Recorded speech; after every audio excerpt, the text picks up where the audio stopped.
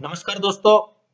आज हम vapour absorption system के एडवांटेजेस की बात करेंगे over vapour compression system. Means vapour compression system के ऊपर वेपर एब्जॉर्प्शन सिस्टम के क्या-क्या फायदे हैं, उनके बारे में आज के लेक्चर में हम बात करेंगे। ये दो का आपस में कंपैरिजन है, जिसमें काफी सारी जो चीजें हैं वो बिल्कुल क्लियर हो जाएंगी। यहां से यदि इस फिगर में हम देखें तो इसमें एक जनरेटर लगा रहता है, इसमें कोई जनरेटर नहीं लगा रहता। तो एक तो यही एडवांटेज हो गया वेपर एब्जॉर्प्शन सिस्टम का कि जनरेटर लगा रहता है और इसको ऑपरेट करने के लिए जिस एक्सटर्नल सोर्स की आवश्यकता पड़ती होती है वो होती है हीट। और बहुत ही सिंपल वे में हीट का यूज करके हम इसको ऑपरेट कर सकते हैं। मींस इसको एक तरह से लो ग्रेड एनर्जी की आवश्यकता पड़ती है एज कंपैरिजन टू यहाँ पे वेपर कंप्रेशन सिस्टम के। जो वेपर कंप्रेशन सिस्टम है इसका यही डिसएडवांटेज होता है, इसमें कंप्रेसर लगा रहेगा तो कंप्रेसर को ऑपरेट करने के लिए इलेक्ट्रिसिटी की नीड रहती है, इसलिए यहाँ पे हाई ग्रेड एनर्जी की रिक्वायरमेंट होती है। लेकिन यहाँ पे कोई हाई ग्रेड एनर्जी की रिक्वायरमेंट नहीं होती है। तो एक तो ये फायदा होता है वेपर एब्जॉर्प्शन सिस्टम का। इसमें जब जनरेटर लगा हुआ है और उसका कंपैरिजन हम यहाँ पे कंप्रेसर से कर रहे हैं तो इसमें कोई भी मूविंग पार्ट नहीं होता है, केवल जो पंप है यहाँ पे ये मूविंग पार्ट होता है और इसमें इतनी ज्यादा एनर्जी की आवश्यकता भी नहीं होती, बहुत ही सिंपल वे में मोटर से रन हो जाता है। तो बहुत बड़ा इक्विपमेंट नहीं है ये, तो इसलिए इसमें नाम मात्र का मूविंग पार्ट है, एक तरह से ना के बराबर है। तो इसमें मेंटेनेंस भी बहुत ही कम आवश्यकता पड़ती है। जबकि इसका उल्टा जो वेपर एब्जॉर्प्शन सिस्टम है इसमें ये पिस्टन रेसिप्रोकेट करता है या फिर मूव करता है, मूविंग मैकेनिज्म हो तो, रोटरी कंप्रेसर हो तो यहाँ पे वियर एंड टियर भी ज्यादा होती है क्योंकि मूविंग पार्ट्स हो गए, तो इसलिए इसमें मेंटेनेंस भी ज्यादा लगती है। ये सिंपल से कंपैरिजन है। इसमें अगर मैं बात करूं तो इसको रन करने के लिए हम हॉट एग्जॉस्ट गैसेस का भी यूज कर सकते हैं, स्टीम का भी यूज कर सकते हैं या फिर सोलर एनर्जी का भी यूज कर सकते हैं। इससे मीनिंग क्या है कि जहां पे इलेक्ट्रिसिटी की सेक्रेसी है तो वहां पे ये सिस्टम आसानी से ऑपरेट हो सकता है। लेकिन ये जो सिस्टम है इसमें मस्ट है इलेक्ट्रिसिटी की रिक्वायरमेंट। जो वेपर एब्जॉर्प्शन सिस्टम है इसका एक और बेनिफिट है कि इसमें जो स्टीम है जो विंटर हीटिंग में यूज होती है उसी को हम समर में भी यूज कर सकते हैं जनरेटर को हीट करने के लिए। ये सबसे बड़ा इसका एडवांटेज है, ऐसा कोई एडवांटेज इसमें नहीं होता है। इसमें जो कंप्रेशन सिस्टम है वो बेसिकली जब इवेपोरेटर का प्रेशर रिड्यूस होता है तो कंप्रेसर को बहुत ज्यादा वर्क करना पड़ता है। कंप्रेसर पे जब वहां पे प्रेशर भी रिड्यूस होता है, टेम्परेचर जब हमारा इवेपोरेटर में टेम्परेचर भी रिड्यूस होता है और प्रेशर भी बिल्कुल रिड्यूस होता है, तो यहाँ पे इसको वर्किंग करनी होती है बेसिकली। तो इससे क्या है, इस पे एक्स्ट्रा लोड पड़ता है, लेकिन यहाँ पे ऐसा कुछ नहीं है, ये कंटिन्यूअसली रन करता रहता है उसी कैपेसिटी के अकॉर्डिंग, उसी बेसिक प्रोसेस के अकॉर्डिंग ये सिस्टम कंटिन्यूअसली वर्क करता रहता है। ये जो वेपर एब्जॉर्प्शन सिस्टम है जब लोड की कोई वेरिएशन होती है, लोड की कोई वेरिएशन से मीनिंग है कि इवेपोरेटर में जब लोड की रिक्वायरमेंट ज्यादा होती है, ज्यादा कूलिंग का इफेक्ट प्रोड्यूस हमें करना होता है, तो ये किसी भी सिस्टम में, सिस्टम के कोई भी कंपोनेंट पे कोई इफेक्ट नहीं डालता है कि बहुत ज्यादा वहां पे किसी पे इफेक्ट पड़े। लेकिन जब यहाँ पे ऐसा होता है तो बेसिकली क्या है, इन अदर पार्ट्स को ज्यादा वर्क करना होता है, जैसे कंप्रेसर को ज्यादा काम करना पड़ता है, अदर सिस्टम को, कंडेंसर को ज्यादा वर्क करना पड़ता है, तो इनको बहुत ज्यादा वर्क करना पड़ता है। ये जो एब्जॉर्प्शन सिस्टम है ये बहुत ही ज्यादा कॉम्पैक्ट टाइप होता है, बहुत ही बिल्कुल कॉम्पैक्ट टाइप होता है। और जो कंप्रेशन सिस्टम है ये इतना कॉम्पैक्ट सिस्टम नहीं होता। ये जो कंपैरिजन है कॉम्पैक्ट सिस्टम का ये लार्ज कैपेसिटी के लिए है कि जब लार्ज कैपेसिटी में अगर इस सिस्टम की बात करें वेपर कंप्रेशन की तो ये उतना कॉम्पैक्ट टाइप का नहीं होता है, लेकिन ये उसमें भी कॉम्पैक्ट टाइप का होता है। तो ये बेसिक डिफरेंस है इन दो के बीच का। और इसके वेपर एब्जॉर्प्शन सिस्टम के बेनिफिट होते हैं इसके ऊपर। तो ये थे दोस्तों advantages of vapour absorption system over vapour compression system. Thank you दोस्तों। नमस्कार दोस्तों, आज हम बात करेंगे हैंड एक्सपेंशन वाल्व के बारे में। बात करते हैं कि एक्सपेंशन वाल्व क्या होता है। एक्सपेंशन वाल्व बेसिकली एक डिवाइस होता है जो कि मीटर्ड क्वांटिटी में रेफ्रिजरेंट को पास करता है। या फिर बात करें जो लिक्विड रेफ्रिजरेंट है उसके फ्लो को रेगुलेट करने का फंक्शन करता है इवेपोरेटर के लिए। यहां पे हम बात कर रहे हैं hand operated type expansion valve के बारे में। मींस वो एक्सपेंशन वाल्व जो कि हैंड से ऑपरेट होता है। अब सबसे पहले समझते हैं कि ये किसके बीच में होता है, कहां पे ये लगा रहता है। ये जो एक्सपेंशन वाल्व है ये लगा रहता है जो हमारा कंडेंसर से जो लिक्विड रेफ्रिजरेंट आएगा और फिर उसके बाद रिसीवर में जाके कलेक्ट होगा।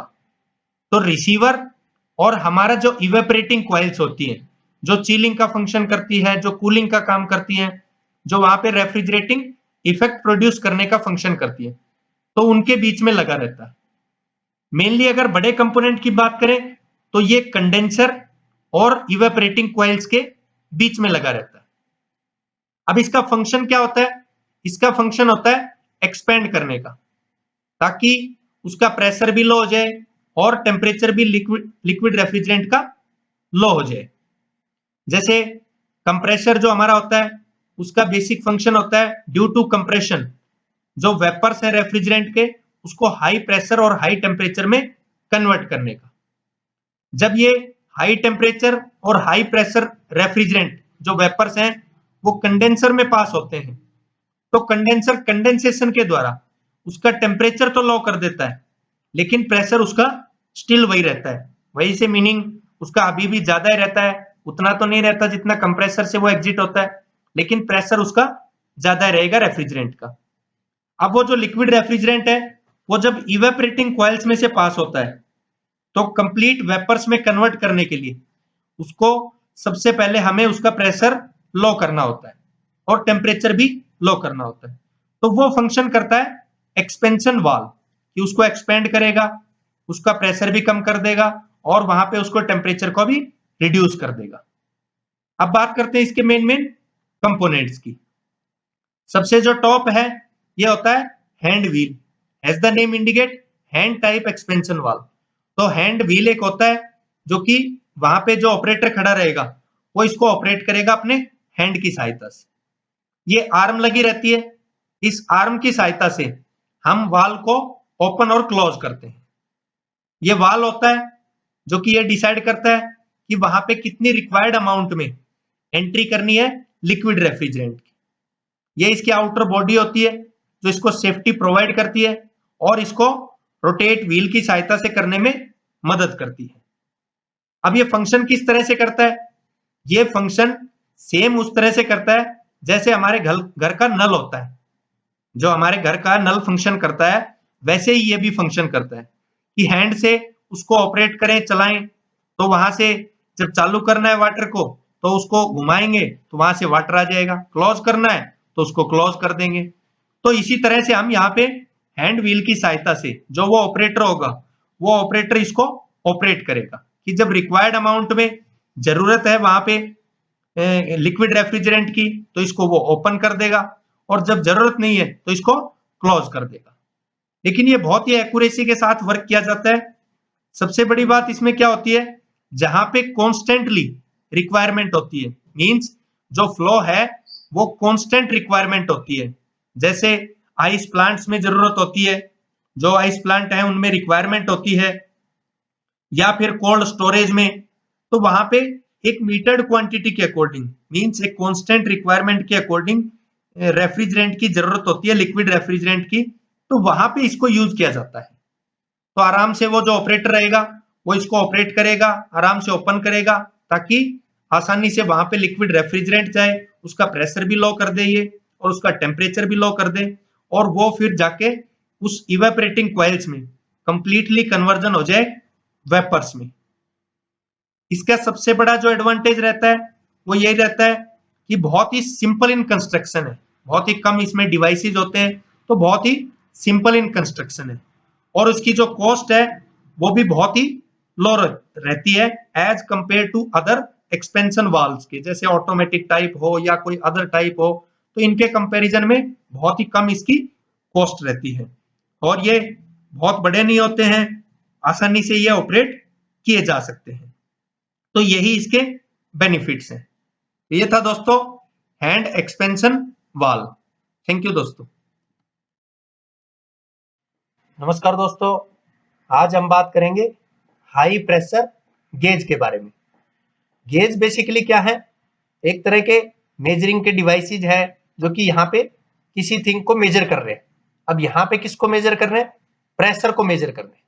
तो प्रेशर को मेजर करने के लिए जो गेज है हमारे पास, वो यहाँ पे हम इसको यूज कर रहे हैं।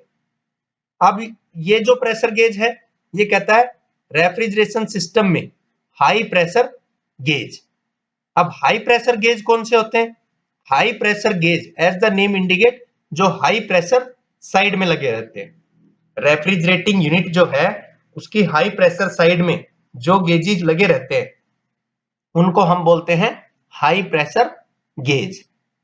अब यहाँ पे कहां पे लगे रहेंगे? ये लगे रहते हैं जो रेफ्रिजरेशन सिस्टम है उसमें जो कंप्रेसर रहता है, उस कंप्रेसर का मेन फंक्शन क्या होता है? रेफ्रिजरेंट जो होगा उस रेफ्रिजरेंट को बेसिकली कंप्रेस करना, कंप्रेस करके उसका टेम्परेचर और प्रेशर दोनों को इंक्रीज करना। तो इसका मीनिंग क्या हुआ कि ये जो प्रेशर गेज लगा रहेगा ये कंप्रेसर की उस साइड में लगा रहेगा जहां पे प्रेशर ज्यादा रहेगा। तो ज्यादा मतलब जो एग्जिट साइड रहेगी, क्योंकि कंप्रेसर का जो एंट्री पॉइंट होता है वहां पे low pressure low temperature vapours होते हैं, और जो एग्जिट साइड होती है उस एग्जिट साइड में जो प्रेशर और टेम्परेचर दोनों इंक्रीज होते हैं। तो ये उस साइड में लगे रहते हैं। तो इनका मेन फंक्शन क्या होता है?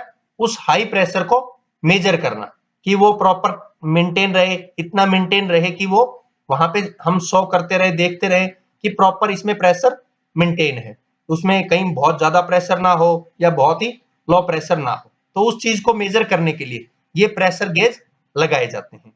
ये यहाँ पे जो ये यूनिट है ये इसके ऊपर जो होती है एक्सटर्नल थ्रेड्स होती है, जो ये बॉटम हिस्सा दिख रहा है, और ये जो साइड रहेगी जो हाई प्रेशर साइड रहती है वहां पे इसके लिए एक होल रहता है, और जो होल रहेगा उस होल में इंटरनल थ्रेड्स होती है।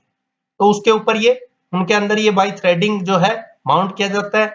नट और स्क्रू जैसा प्रिंसिपल है, तो उस तरह से ये माउंट किया जाता है। ये जो अपर वाला हिस्सा होता है इस अपर वाले हिस्से में ये रीडिंग है, और यहाँ पे एक पॉइंटर रहता है। तो ये पॉइंटर जितना डिफ्लेक्ट होता है तो वो शो करता है कि वहां पे कितना प्रेशर है, जैसे ये दिखाया हुआ है। ये जो मेजर किया जाता है इसकी सहायता से, जो प्रेशर हम मेजर करते हैं वो करते हैं हम यहाँ पे पाउंड पर स्क्वायर के अकॉर्डिंग। तो पाउंड पर स्क्वायर के अकॉर्डिंग ये मेजरमेंट करता है प्रेशर को। यहाँ पे इसके अगर बैक साइड की बात करें, इसके इंटरनल की बात करें, इंटरनल में क्या क्या चीजें लगी रहती हैं, किस तरह के इसमें पार्ट्स लगे रहते हैं। इसमें एक जो पार्ट रहता है वो बर्डन ट्यूब की तरह रहता है। वो जो बर्डन ट्यूब है वो कब एक्सपेंड होती है, कब वो वापस उस डिफॉर्म होती है, तो उस तरह से ये वर्क करता है। जब एक्सपेंड होती है तो ये भी पॉइंटर जो है ये मूव करता है, और मूव करके वहां पे उस प्रेशर को शो करता है। दूसरा उसमें लगा रहता है सेक्टर। सेक्टर से समझे तो एक तरह का रैक, जिस रैक पे एक्सटर्नल थ्रेड्स रहती है, उसमें एक लगा रहता है पिनियन। तो वो जब आपस में जो सेक्टर है, सेक्टर की मूवमेंट होती है, फिर पिनियन की मूवमेंट होती है, तो उस तरह से उसके बेसिस पे हम इसमें देखते हैं कि पॉइंटर किस प्रकार से मूव करता है। तो ये पॉइंटर मूव करके शो करता है, और वो रीडिंग हम लोग चेक कर लेते हैं कि कितना हाई प्रेशर वहां पे ज्यादा से ज्यादा है। तो एक प्रॉपर प्रेशर मेंटेन रहना चाहिए ताकि वो रेफ्रिजरेशन सिस्टम प्रॉपर चलता रहे, कोई इसमें प्रॉब्लम्स आने के चांसेस ना रहे। तो ये होता है high pressure gauge. Thank you दोस्तों। नमस्कार दोस्तों, आज हम रेफ्रिजरेशन सिस्टम में हाई साइड फ्लोट वाल्व के बारे में बात करेंगे। हाई साइड से मीनिंग क्या है? जो रेफ्रिजरेशन सिस्टम में हाई प्रेशर साइड में लगा रहता है। हाई प्रेशर साइड से मीनिंग क्या है, जो कंडेंसर और इवेपोरेटर के बीच में लगा रहता है, क्योंकि कंडेंसर जो है वहां से जब हमारा लिक्विड रेफ्रिजरेंट एग्जिट करता है तो वो प्रॉपर उसका प्रेशर मेंटेन रहता है, जो प्रेशर कंप्रेसर से आता है, तो उस तरह का प्रेशर वहां पे मेंटेन रहता है, तो इसलिए ये हाई प्रेशर साइड में लगाया जाता है। फ्लोट से मीनिंग क्या है, एक टाइप का वो तैरता हुआ वाल्व, तो तैरता हुआ जो वाल्व है उसका यूज करके और हम वहां पे आगे सप्लाई करें इवेपोरेटर को, जो लिक्विड रेफ्रिजरेंट होगा उसको। अब क्योंकि ये लोड के ऊपर बेस होता है, लोड की रिक्वायरमेंट के अकॉर्डिंग ये वाल्व वर्क करता है। समझते हैं इसके मेन कंपोनेंट्स के बारे में। मेन कंपोनेंट्स में सबसे जो आउटसाइडर है ये होता है फ्लोट चैम्बर। चैम्बर से मीनिंग क्या है, एक तरह का कंटेनर जो कंपोनेंट्स को कंटेन करता है और लिक्विड रेफ्रिजरेंट को कंटेन करता है। फ्लोट से मीनिंग क्या है, एक टाइप का तैरता हुआ वाल्व, ये एक तरह से वाल्व का फंक्शन करता है, जो कि यहाँ पे जो रिक्वायरमेंट रहेगी, मींस जो लिक्विड का यहाँ पे मेंटेन रहेगा प्रॉपरली, लिक्विड का जो लेवल है उसको प्रॉपर मेंटेन करने में हेल्प करेगा। ये होता है नीडल वाल्व। नीडल वाल्व का मेन फंक्शन क्या होता है, ओपनिंग और क्लोजिंग ऑफ रेफ्रिजरेंट। यहां से जो लिक्विड रेफ्रिजरेंट होगा उसकी कब ओपनिंग करनी है, कब क्लोजिंग करनी है।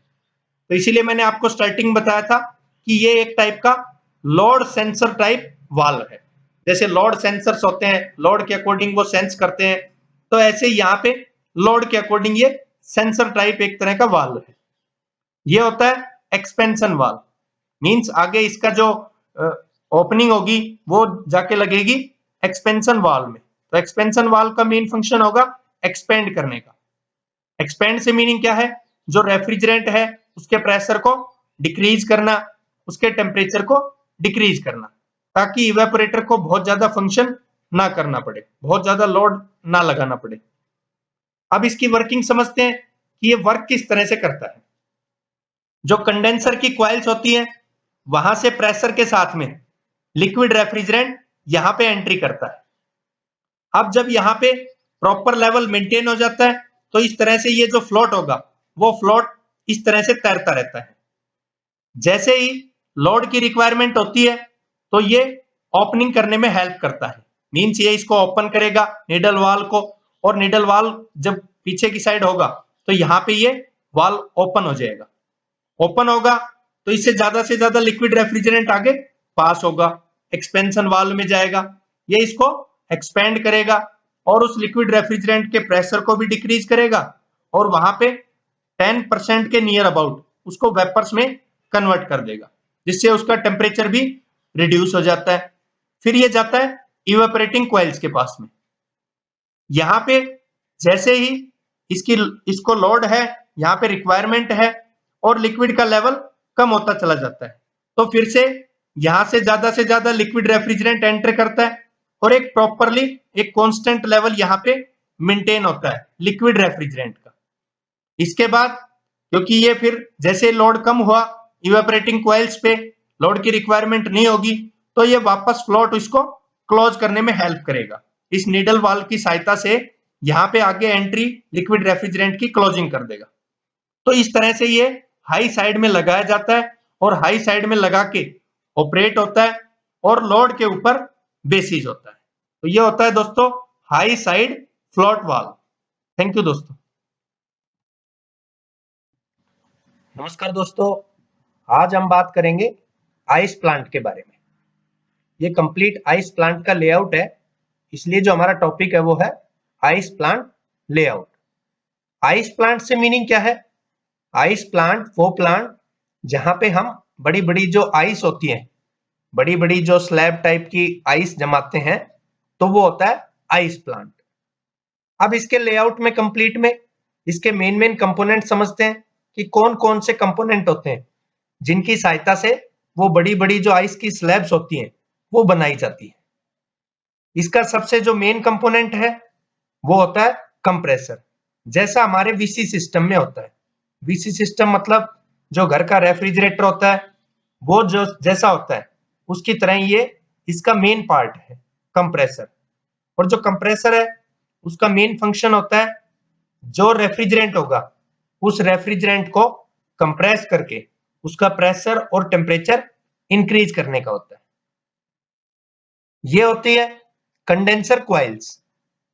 जो कंडेंसर की क्वाइल्स हैं इनका मेन फंक्शन होता है कंडेंसेशन का। कंडेंसेशन से मीनिंग एक तरह से जो हमारा रेफ्रिजरेंट रहेगा उसका फेज चेंज करना। जो रेफ्रिजरेंट कंप्रेसर से वेपर्स के रूप में आता है उसका जो फेज है चेंज कर देना, फेज चेंज करके उसको लिक्विड में कन्वर्ट करना। ये मेन फंक्शन होता है कंडेंसर की क्वाइल्स का। यहां पे लगा रहता है रिसीवर। रिसीवर का फंक्शन होता है रिसीव करना, कलेक्शन करना, एक जगह कंटेन करके रखना लिक्विड रेफ्रिजरेंट को। ये होता है ड्रायर। ड्रायर जो है उसका मेन फंक्शन होता है वाटर के कोई पार्टिकल्स हैं उनको स्टॉप करने का। ये फंक्शन होता है ड्रायर का। नेक्स्ट है एक्सपेंशन वाल्व। एक्सपेंशन वाल्व का फंक्शन होता है एक्सपेंड करना। जो रेफ्रिजरेंट यहां रिसीवर से आगे फॉरवर्ड होता है उसको कंप्लीट को एक्सपेंड करना। एक्सपेंड करने से क्या होगा, जो वो रेफ्रिजरेंट रहता है उसका टेम्परेचर और प्रेशर बिल्कुल लो हो जाता है। इससे मीनिंग क्या है कि यहां से जब एग्जिट होता है रेफ्रिजरेंट तो वो एक तरह से चिल्ड रेफ्रिजरेंट एग्जिट होता है। ये जो है आउटसाइड ये होता है ब्राइन टैंक। ब्राइन टैंक जो है हमारा उससे मीनिंग क्या है, इसमें ब्राइन सॉल्यूशन होता है। ब्राइन सॉल्यूशन कैसा सॉल्यूशन, जो वाटर है उसमें हम ब्राइन मिला देते हैं। अब वो ब्राइन क्यों मिलाते हैं, क्योंकि बहुत ही सस्ता रेफ्रिजरेंट होता है ये। जैसा कि हमारे पास ये जो आइस प्लांट है इसमें हम दो रेफ्रिजरेंट का यूज करते हैं, एक प्राइमरी रेफ्रिजरेंट और एक सेकेंड रेफ्रिजरेंट। जो इसमें प्राइमरी रेफ्रिजरेंट यूज होता है वो हमारा अमोनिया होता है NH3। जो सेकेंडरी रेफ्रिजरेंट है वो होता है ब्राइन। ब्राइन को वाटर में मिला दिया जाता है। अब इसका फंक्शन क्या होगा, क्यों ब्राइन यूज किया जाता है? एक तो मैंने बताया कॉस्टली कम होता है, इसकी कॉस्ट बहुत ही कम होती है। दूसरा इसका क्या बेनिफिट है, हीट को एक्सट्रैक्ट कर देता है, यहां से हीट को यहां से हटा देता है ताकि आसानी से इन कैंस के अंदर आइस की जो स्लैब्स हैं वो प्रॉपर मेक हो, प्रॉपर बने। ये जो है आइस की कैंस होती है जिनके अंदर हम आइस जमाते हैं। अब इसके वर्किंग की बात करते हैं कि ये कंप्लीटली हमारा वर्क किस तरह से करता है। यहाँ पे जो कंप्रेसर है इसके अंदर पिस्टन लगा रहता है। ये पिस्टन रेसिप्रोकेट करता है। तो इससे मतलब क्या हो गया कि ये जो कंप्रेसर है हमारा ये रेसिप्रोकेटिंग टाइप कंप्रेसर होता है। इसके अंदर जो रेफ्रिजरेंट आता है यहां से जब रेफ्रिजरेंट आता है तो वो रेफ्रिजरेंट हमारा लो प्रेशर लो टेम्परेचर रेफ्रिजरेंट होता है। जब ये पिस्टन मूव करता है, मूवमेंट करता है रेसिप्रोकेटिंग, तो इससे जो रेफ्रिजरेंट रहेगा उसका प्रेशर और टेम्परेचर दोनों इंक्रीज हो जाते हैं। इंक्रीज होने के बाद इस लाइन के थ्रू, ये जो लाइन है, ये जो एग्जिट लाइन है यहाँ पे कंप्रेसर की, इस लाइन से ये जाते हैं कंडेंसर की कॉइल्स पे। अब कंडेंसर जो है डिफरेंट डिफरेंट होते हैं। एक ऐसे भी होते हैं जहां पे कूलिंग के टावर्स के साथ में जुड़े रहते हैं। कूलिंग के टावर का फंक्शन क्या है कि वहां पे इसको कूल करके रखना। कूल करने से क्या होगा कि ये कंप्लीटली उस लिक्विड जो वेपर्स रहेंगे रेफ्रिजरेंट के उसको कंप्लीटली लिक्विड में कन्वर्ट कर देता है। इसके ऊपर ये फिन्स लगी रहती हैं। इन फिन्स का फंक्शन होता है सरफेस एरिया को इंक्रीज करना। जैसे एयर कूल्ड कंडेंसर है तो एयर के एरिया को कूल करना, तो कूलिंग का जो सरफेस एरिया है उसको बढ़ाने के लिए इस पे फिन्स लगाई जाती है। तो यहां से जो high pressure high temperature refrigerant के वेपर्स एंट्री करते हैं तो इसके बाद ये कन्वर्ट होना स्टार्ट हो जाते हैं लिक्विड में bye condensation process. Condensation process से ये आसानी से लिक्विड फेज में कन्वर्ट होना स्टार्ट हो जाते हैं। इसके बाद जब एग्जिट होता है तो यहाँ पे ये प्रेशर उनका सेम रहता है लेकिन टेम्परेचर उनका लो हो जाता है क्योंकि फेज चेंज कर चुका होता है, लेकिन बहुत ज्यादा लो टेम्परेचर भी नहीं होता। तो जब रिसीवर कलेक्शन करता है तो ये लिक्विड रेफ्रिजरेंट को कलेक्ट करता है। जब ड्रायर के पास आता है वो तो ड्रायर वाटर के कोई भी पार्टिकल्स हैं उनको स्टॉप करता है। इसके बाद ये जाता है एक्सपेंशन वाल्व के पास। जो एक्सपेंशन वाल्व है उसका फंक्शन होता है एक्सपेंड करने का। अब यहाँ पे उस लिक्विड रेफ्रिजरेंट को ये एक्सपेंड करेगा, जिससे उस लिक्विड रेफ्रिजरेंट का प्रेशर और टेम्परेचर लो हो जाएगा। अब लगभग ये टोटल का जो 10% के नियर अबाउट है उसको ये खुद वेपर में कन्वर्ट कर देता है, इसीलिए इसको थ्रॉटल वाल्व भी बोलते हैं हम। और जो कंप्लीट 90 बच गया वो आगे जाके चेंज होता है, कन्वर्ट होता है वेपर्स में। वो किस तरह से होगा, यहाँ पे जो ये कैंस लगी हुई है, ये जो ब्राइन टैंक होता है, ये यहाँ पे कंप्लीट सराउंड होता है इवेपोरेटिंग कॉइल्स के थ्रू। इवेपोरेटिंग कॉइल्स का फंक्शन क्या होगा, यहाँ से जो रेफ्रिजरेंट आता है जिसका प्रेशर जो एक्सपेंशन वाल्व से जब एग्जिट होता है और उसका रेफ्रिजरेंट का जो प्रेशर है वो लो होता है और टेम्परेचर भी लो होता है, तो एकदम ठंडा रहेगा ये। तो जब ठंडा उसमें से पास करेगा तो उसकी हीट कंप्लीटली वो जो एरिया रहेगा, जो कंप्लीट यहाँ पे हमारी जो इवेपोरेटिंग कॉइल्स रहेंगी उसके जो एरिया रहेगा वहां से ये हीट को कलेक्शन कर लेगा। जैसे यहाँ पे ये ब्राइन टैंक दिख रहा है, तो ब्राइन सॉल्यूशन क्या करेगा, हीट को एक्सट्रैक्ट करेगा। तो वैसे ही वो जो इवेपोरेटिंग कॉइल्स में तो हीट को एक्सट्रैक्ट कर लेगा, तो वहां पे ये बिल्कुल कूल हो जाएगा और बिल्कुल चिल्ड हो जाएगा। तो चिल्ड हो जाएगा तो यहाँ पे ये जो ब्राइन टैंक है इसमें ब्राइन सॉल्यूशन के साथ मिलके इन स्कैन्स के अंदर हम आसानी से आइस को जमाते हैं।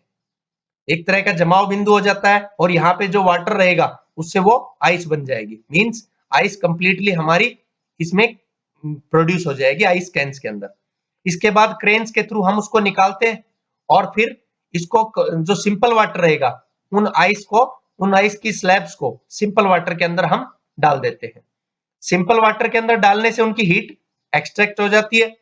इसके बाद क्या होगा कि यहां से जब वो एग्जिट करता है, जो हमारा वेपर्स रहेंगे वो जब एग्जिट करते हैं तो यहां से आके फिर वो कंप्रेसर के एंट्री पॉइंट पे, मींस ये सक्शन पोर्ट होता है कंप्रेसर का, तो इससे एग्जिट होके ये नीचे की तरफ आते हैं और वो कंप्रेसर में एंट्री करते हैं।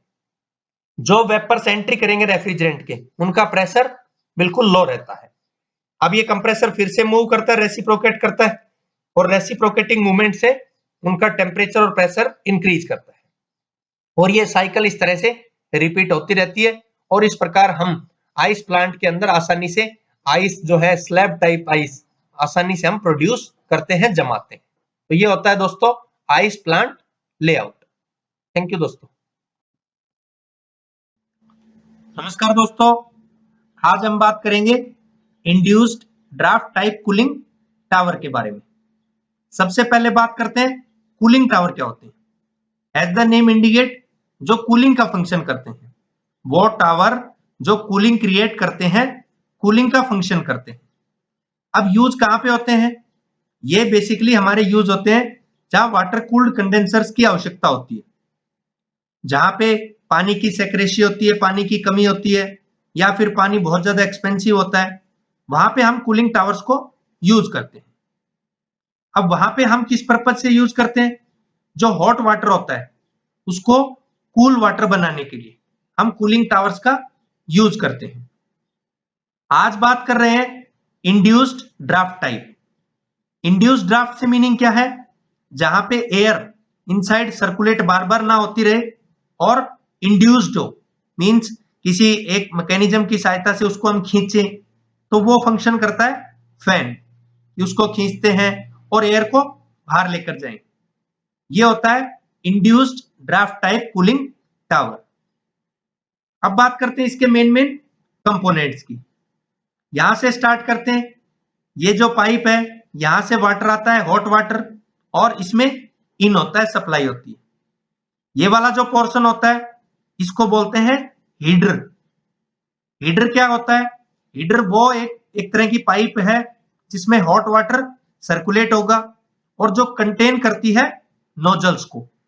वो नोजल जो स्प्रे फॉर्म में उस हॉट वाटर को आगे की साइड इस पे डालेंगे, जो हीट एक्सचेंजर लगा रहता है। इसके बाद नेक्स्ट होता है heat exchanger. As the name indicate, जो हीट को एक्सचेंज करने का फंक्शन करता है, मींस एक फेज से, एक मीडियम से दूसरे में कन्वर्ट करने का फंक्शन करता है।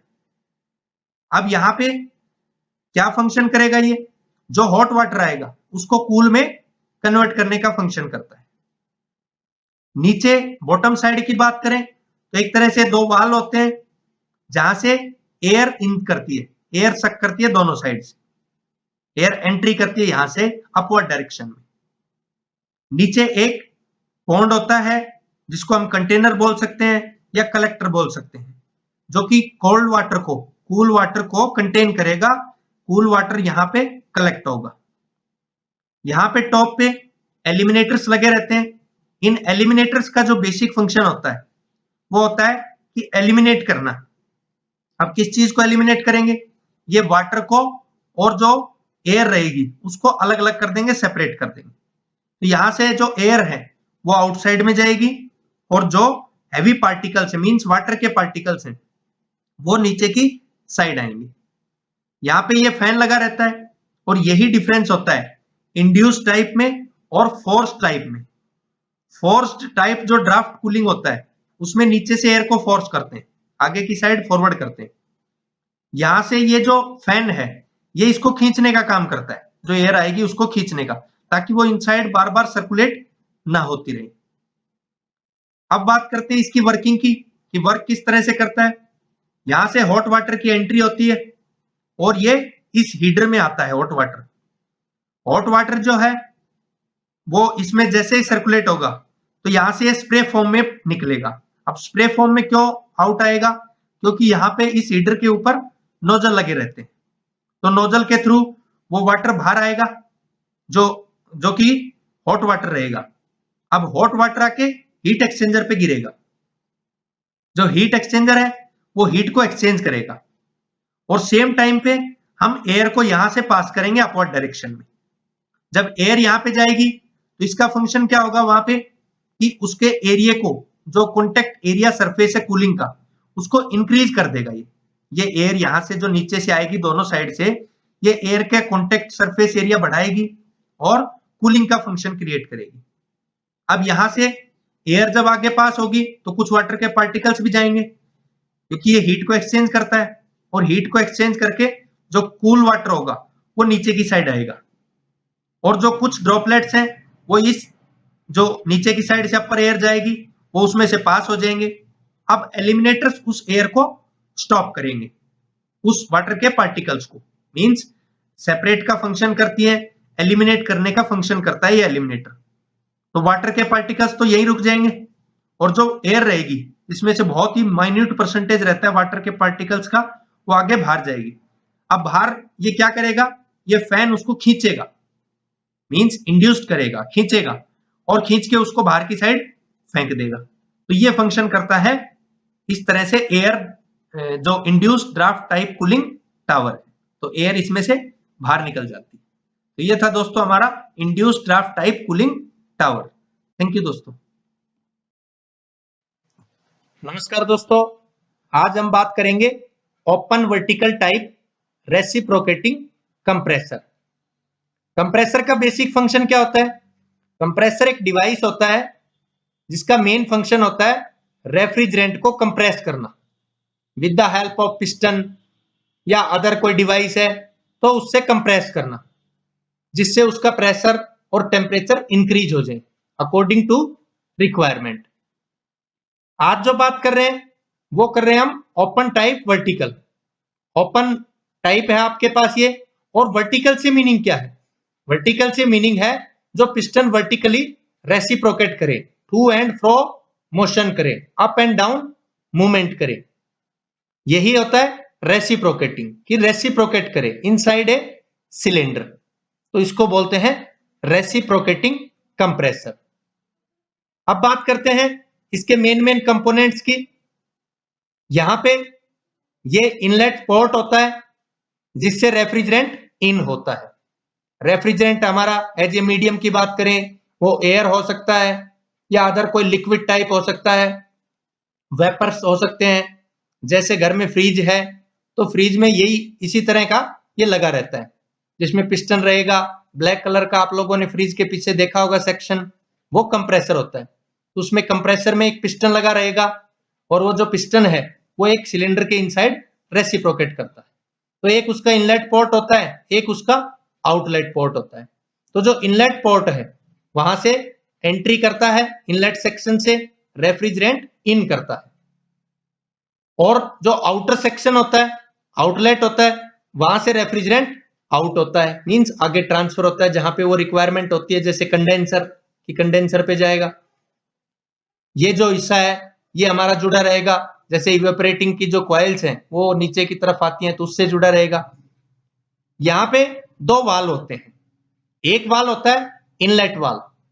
इनलेट वाल्व का क्या फंक्शन होता है, जो सिलेंडर में रेफ्रिजरेंट को इन करने में हेल्प करे, मींस ये एक तरह का इनलेट वाल्व जो है वो एंट्री पोर्शन है वहां पे रेफ्रिजरेंट के लिए सिलेंडर के अंदर। ये जो डिस्चार्ज वाल्व है ये इसका फंक्शन होता है कि डिस्चार्ज करे, आउट करे उस रेफ्रिजरेंट को जिसका प्रेशर और टेम्परेचर बढ़ जाता है, इंक्रीज हो जाता है। ये जो आउटर सेक्शन है ये होता है सिलेंडर। सिलेंडर वो पोर्शन है जिसमें piston up and down move करता है, मूवमेंट करता है। ये होता है पिस्टन। पिस्टन क्या होता है, पिस्टन का फंक्शन होता है जो किसी सिलेंडर के अंदर रेसिप्रोकेट करे। सर्कुलर इन सेक्शन होता है, जैसे सिलेंडर होता है सिलिंड्रिकल सेक्शन में, वैसे ही पिस्टन भी सिलिंड्रिकल इन शेप होता है। और जो पिस्टन है वो जुड़ा रहता है क्रैंक शाफ्ट से थ्रो ए कनेक्टिंग रोड। तो कनेक्टिंग रोड का क्या फंक्शन हुआ, which connects piston and crank shaft, means crank shaft की जो पावर है उसको पिस्टन पे अप्लाई करे, वो रोड होती है कनेक्टिंग रोड। क्रैंक शाफ्ट जो है वो इस तरह से जुड़ी रहती है कनेक्टिंग रोड पे, और क्रैंक शाफ्ट एक मोटर की सहायता से रन करती है, मोटर की सहायता से मूव करती है। तो इस तरह से इसके पार्ट्स वर्क करते हैं। अब बात करते हैं इसकी वर्किंग की, ये वर्किंग किस तरह करता है। यहां से रेफ्रिजरेंट का ये पोर्ट होता है इन करने के लिए, जैसा मैं आपको बात कर रहा था कि फ्रिज है तो फ्रिज का जो इवेपोरेटर रहेगा, इवेपोरेटिंग कॉइल्स, वहां से वो लो प्रेशर वेपर्स आएंगे और वो यहाँ पे एंट्री करेंगे। अब वो एंट्री करेंगे तो ये जो वाल्व है ये नीचे की साइड जाएगा, नीचे की साइड जाएगा तो यहाँ पे ज्यादा से ज्यादा उस रेफ्रिजरेंट के वेपर्स एंट्री करेंगे। जो मोटर की सहायता से क्रैंक शाफ्ट है वो रोटेट करेगा, रोटेट करेगा तो ये यहाँ पे अप डाउन मूव होने लग जाएगा piston with the help of connecting road. अब वो लो प्रेशर वेपर्स यहाँ पे आए, अब ये उनको कंप्रेस करने का फंक्शन करेगा। जो पिस्टन है वो लो प्रेशर वेपर्स को कंप्रेस करने का फंक्शन करेगा। जब कंप्रेस करेगा तो ये इस वाल्व पे स्ट्राइक करेगा जो डिस्चार्ज वाल्व है, तो यहाँ पे ये ऊपर उठ जाएगा डिस्चार्ज वाल्व, और जब ऊपर उठेगा तो यहां से फिर वो रेफ्रिजरेंट आउट होगा। आउट से मीनिंग कि इस आउटलेट पोर्ट से आउट हो जाएगा और आगे जाके ये कंडेंसर से ये लाइन कनेक्ट होती है। तो इस तरह से वो जो लो प्रेशर वेपर आए थे उनको यहाँ पे हाई प्रेशर में कन्वर्ट करके आगे फॉरवर्ड कर दिया जाता है। ये फंक्शन होता है इस रेसिप्रोकेटिंग टाइप कंप्रेसर का। तो ये था दोस्तों various components of A reciprocating compressor vertical type and the working of this reciprocating compressor. Thank you दोस्तों। नमस्कार दोस्तों, आज हम रेफ्रिजरेशन सिस्टम में लो साइड फ्लॉट वाल्व के बारे में डिस्कस करेंगे। लो साइड से मीनिंग क्या है कि जो सिस्टम के लो साइड में लगा रहता है, जहां पे प्रेशर लो रहता है उस साइड में जो वाल्व लगा रहता है तो उसको बोलते हैं हम लो साइड। फ्लॉट से मीनिंग क्या है, फ्लॉट से मीनिंग है कि कोई तैरती हुई वस्तु, और वाल्व जो किसी मीडियम के लिए ओपन और क्लोजिंग का वर्क करता है, ओपन और क्लोजिंग का फंक्शन करता है। तो कंप्लीट क्या है, लो साइड फ्लॉट वाल्व। तो लो साइड जो फ्लॉट वाल्व है वो लो साइड में लगा रहेगा और एक तैरती हुई वस्तु के द्वारा वहां पे किसी मीडियम की ओपनिंग और क्लोजिंग में हेल्प करेगा। अब बात करते हैं ये लगा कहां पे रहता है। ये हमारा लगा रहता है इवेपोरेटिंग की जो कॉइल्स है और जो कंप्रेसर की कॉइल्स हैं उसके बीच में लगा रहता है। इसका जो बेसिक फंक्शन होता है वो वहां पे होता है कि कंप्लीटली जो वेपर्स हैं उनको पास करे, वेपर्स जो हैं उनमें किसी तरह का लिक्विड आगे ना जाए। तो इस तरह से लो साइड फ्लॉट वाल्व कंप्रेसर पे प्योरली वेपर्स को पहुंचाने का वर्क करता है। अब समझते हैं इसमें कि इसके मेन कंपोनेंट्स कौन कौन से होते हैं। ये इसकी दो लाइनें होती हैं।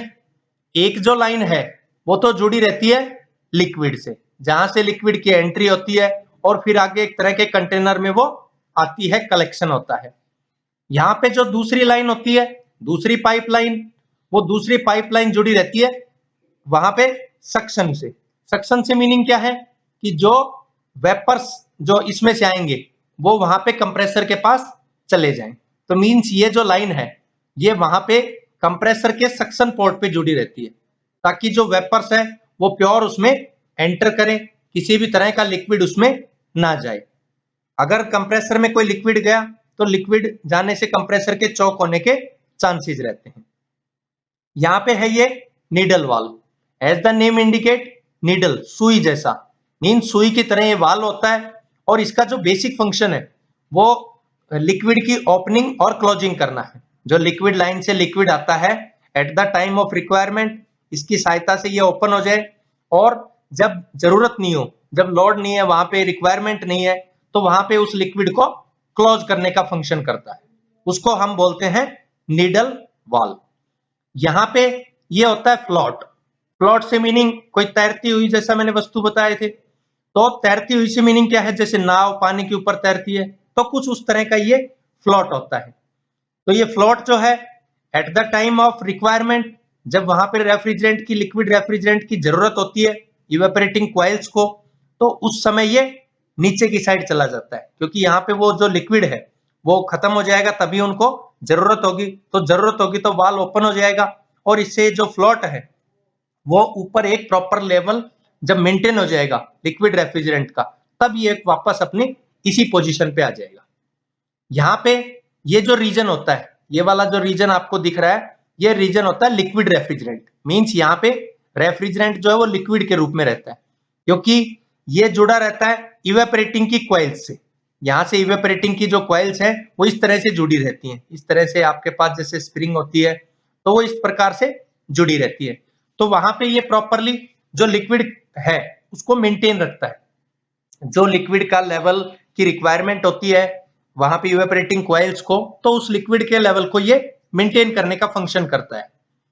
ये होता है वेपर का रीजन। मींस यहाँ पे वो वेपर्स आते हैं जो इवेपोरेट होंगे इवेपोरेटिंग कॉइल से, और वो वेपर यहां से जाएंगे आगे फिर सक्शन लाइन पे। तो ये होता है वेपर का रीजन।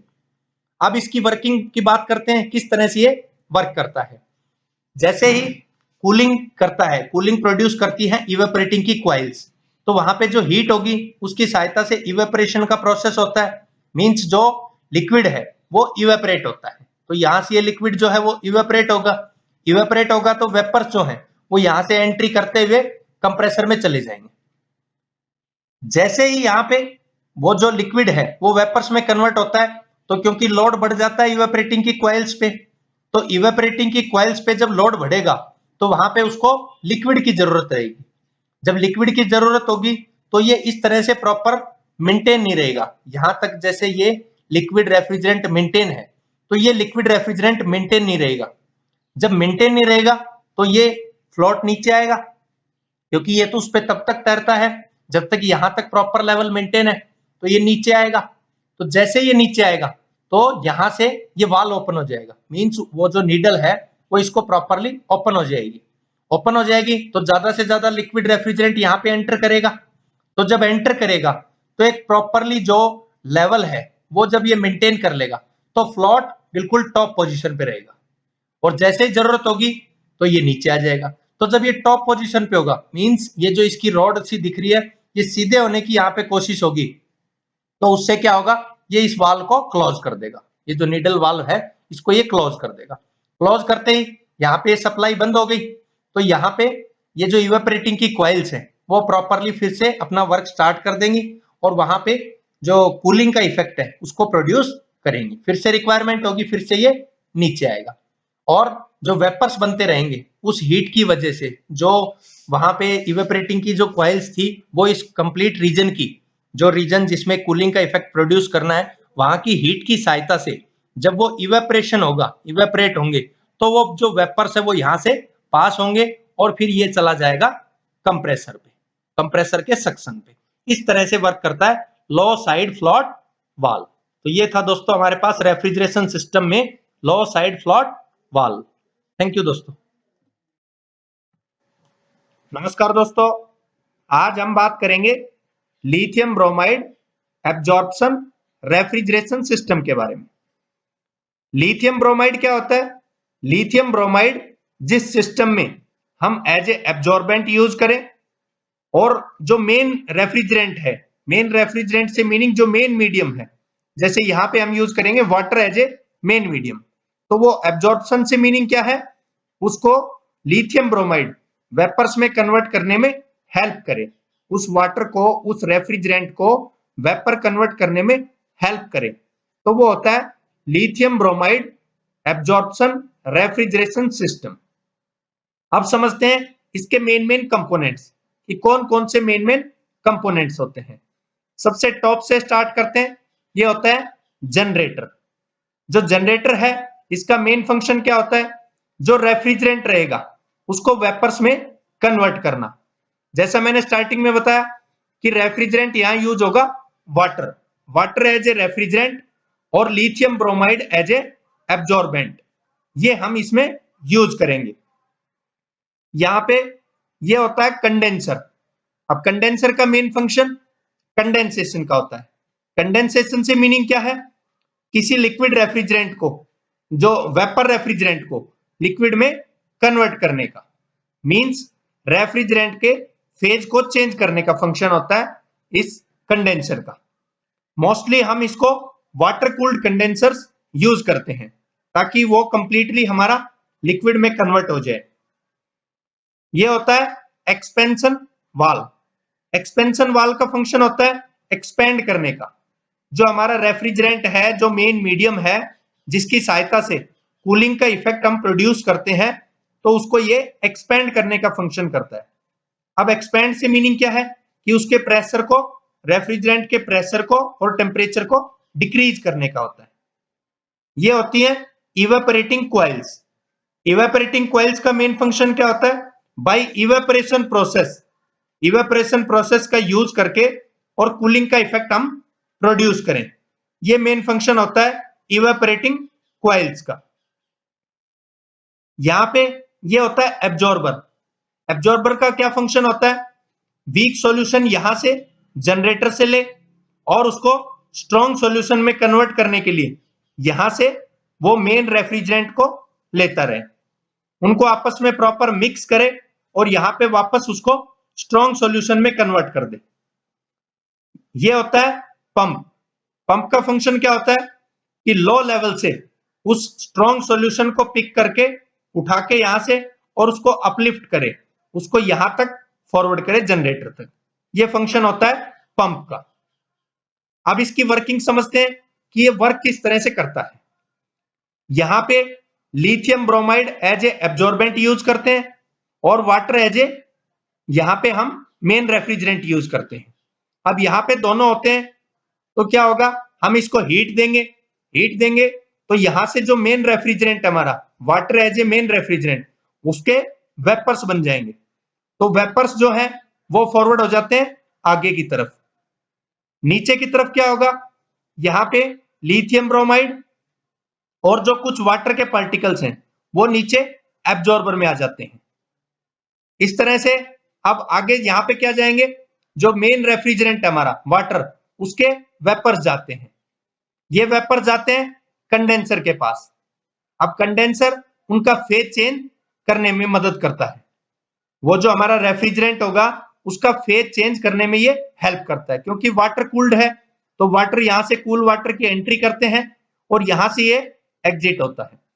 जब वो वेपर्स इसके ऊपर गिरते हैं तो ये उनको कन्वर्ट करना स्टार्ट कर देता है, उसका फेज चेंज, रेफ्रिजरेंट का फेज चेंज करना स्टार्ट कर देता है। जब एग्जिट होता है तो वो हमारा कंप्लीटली वेपर से लिक्विड फॉर्म में आ जाता है। अब लिक्विड फॉर्म का रेफ्रिजरेंट एक्सपेंशन वाल्व के पास आता है। अब एक्सपेंशन वाल्व उसको एक्सपेंड करता है, उसके टेम्परेचर को और रिड्यूस करता है और प्रेशर को बहुत ही कम कर देता है। मींस प्रेशर रिड्यूसिंग वाल्व एक तरह का और टेम्परेचर रिड्यूसिंग वाल्व है बाय एक्सपेंडिंग द रेफ्रिजरेंट, उस रेफ्रिजरेंट को एक्सपेंड करके। इसके बाद ये पास होते हैं यहाँ पे इवेपोरेटिंग कॉइल्स में। अब ये कंप्लीटली जो हमारा रीजन है, यहाँ की हीट को जब ये रेफ्रिजरेंट पास होता है तो इस हीट को कैरी अवे करता है और यहाँ पे रेफ्रिजरेटिंग इफेक्ट प्रोड्यूस करता है, कूलिंग का इफेक्ट प्रोड्यूस करता है। फिर इसके बाद वो जो हमारा प्योर रेफ्रिजरेंट होगा, pure refrigerant as a water, वो उसके पार्टिकल्स जब एग्जिट करेंगे इस इवेपोरेटिंग कॉइल्स में तो यहाँ पे वो वेपर बन जाते हैं। अब वो जो वेपर्स हैं वो यहां से फिर आते हैं वापस एब्जॉर्बर में। अब एब्जॉर्बर क्या क्रिएट करेगा? Strong solution. अब वो स्ट्रॉन्ग सॉल्यूशन पंप पिक करेगा और पिक करके यहाँ पे जनरेटर को सप्लाई कर देता है। अब जनरेटर वापस वही साइकिल स्टार्ट करेगा, मेन रेफ्रिजरेंट को वेपर बनाएगा और वेपर्स आगे पास होंगे यहाँ पे कंडेंसर की कॉइल्स के पास। इस तरह से ये साइकिल वापस कंप्लीटली रिपीटेड होती है, रिपीटेड साइकिल चलती रहती है। तो ये था दोस्तों lithium bromide absorption refrigeration system. Thank you दोस्तों।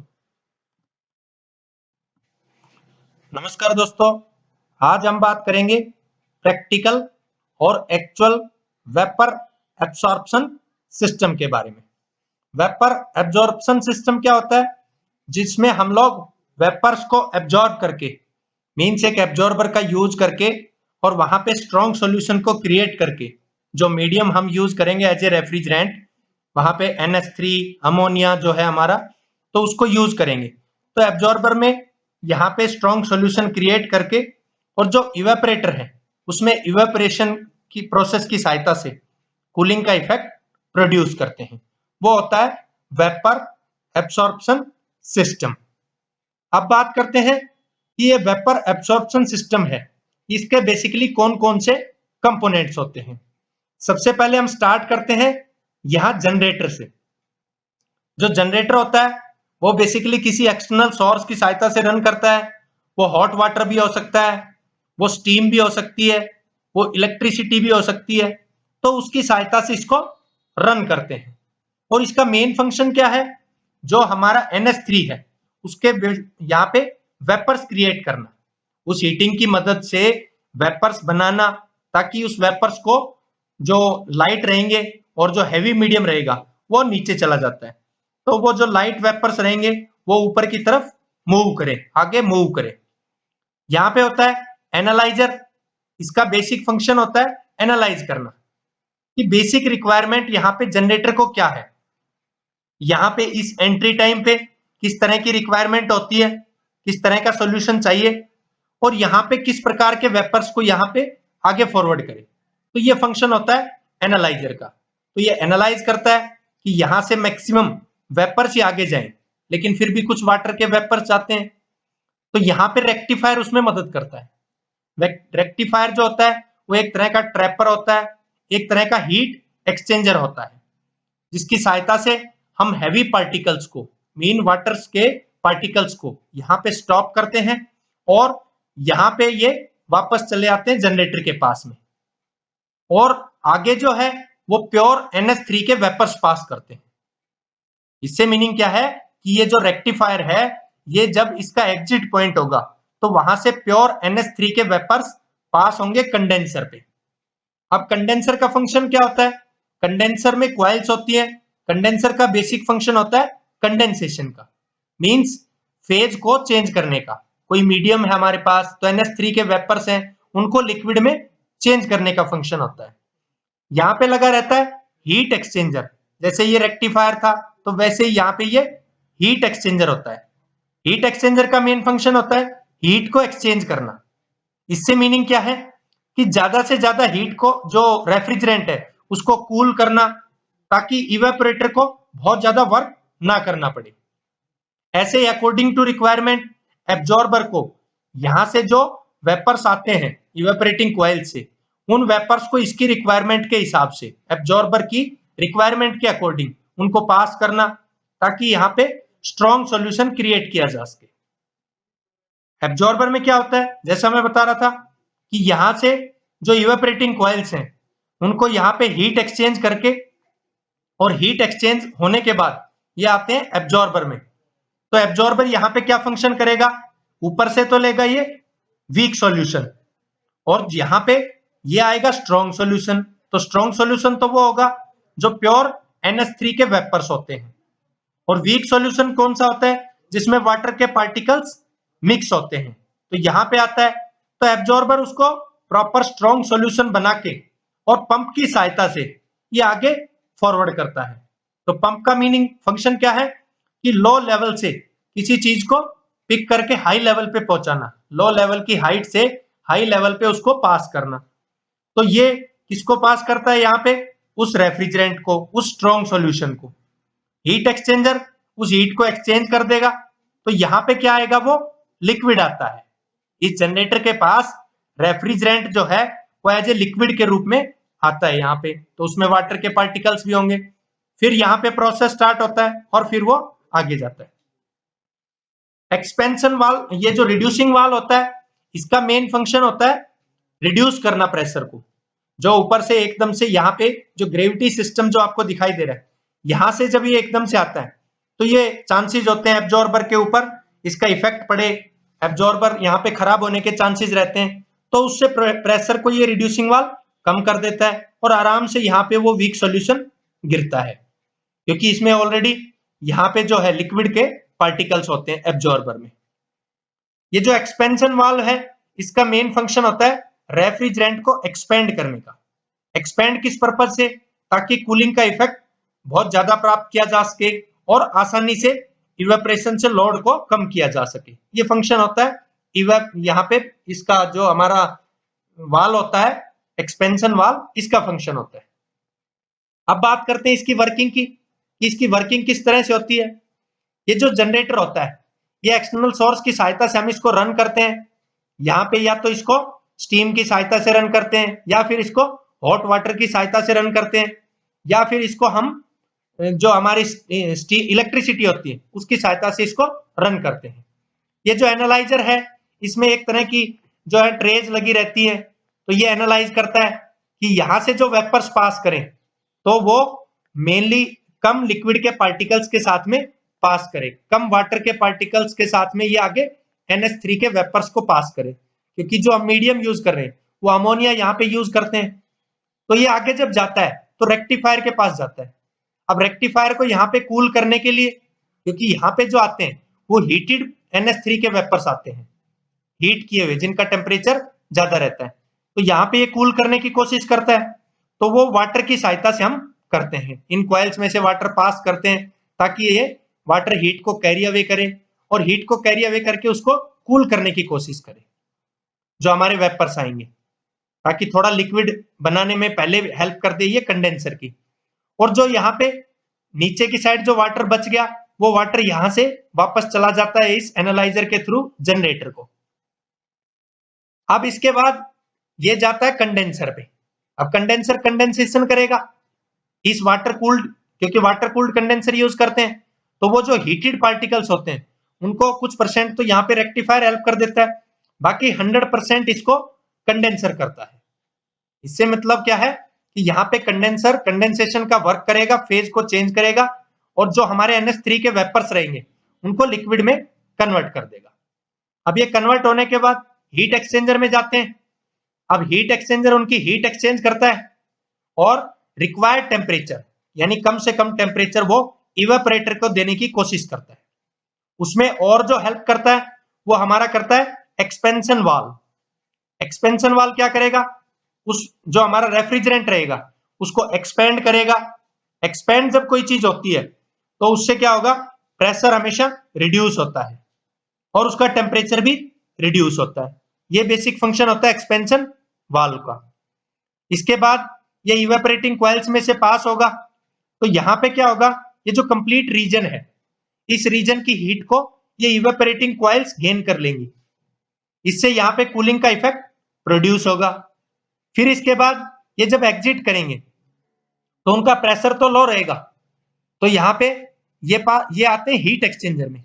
अब heat exchanger according to requirement of absorber के हीट को एक्सचेंज कर देता है दोबारा से और ये फिर चले आते हैं एब्जॉर्बर के पास। अब यहाँ पे जो वीक सॉल्यूशन आया था, जैसे यहां से रेक्टिफायर से भी आया था, और जब इसने वहां पे लिक्विड से वेपर्स बनाए तो वेपर्स तो आगे चले गए, तो बाकी जो बच गया वो वीक सॉल्यूशन होता है। वो वीक सॉल्यूशन यहां से पास होता है, हीट एक्सचेंजर में आता है। हीट एक्सचेंजर उसको उसकी हीट को एक्सचेंज कर देता है, और फिर ये आता है रिड्यूसिंग वाल्व के थ्रू। जो रिड्यूसिंग वाल्व है, इसका मेन फंक्शन होता है कि ये एकदम से ना गिरे। जो ऊपर से वीक सॉल्यूशन आ रहा है, उसका जो प्रेशर है एक तरह से, वो उसको रिड्यूस कर दे और आराम से यहाँ पे वो गिरे। क्योंकि जो एब्जॉर्बर है, यहाँ पे ऑलरेडी वो लिक्विड रहता है, और ये जब बन आता है यहाँ पे तो वीक सॉल्यूशन बन जाता है। तो यहाँ पे क्या है, ये हीट को लिबरेट करने के लिए कूलिंग वाटर की कॉइल्स लगाई जाती हैं, ताकि हीट को कंप्लीटली लिबरेट कर सके। और यहां से जो NH3 के प्योर वेपर्स आते हैं, उससे मिलके ये स्ट्रॉन्ग सॉल्यूशन बनाता है, उस स्ट्रॉन्ग सॉल्यूशन को क्रिएट करता है। फिर वो स्ट्रॉन्ग सॉल्यूशन पंप की सहायता से पास होता है, जिसको आगे जाना होता है जनरेटर में। तो उसमें हीट एक्सचेंजर फिर से हीट को एक्सचेंज करता है, और जो इसको लिक्विड की रिक्वायरमेंट होती है वो जनरेटर को सप्लाई करता है। फिर जनरेटर अपना दोबारा से फंक्शन करता है, और वापस उसी प्रकार से ये यहाँ पे वेपर्स को पास करता है with the help of external source. तो ये होता है दोस्तों प्रैक्टिकल और actual vapour absorption system. Thank you दोस्तों।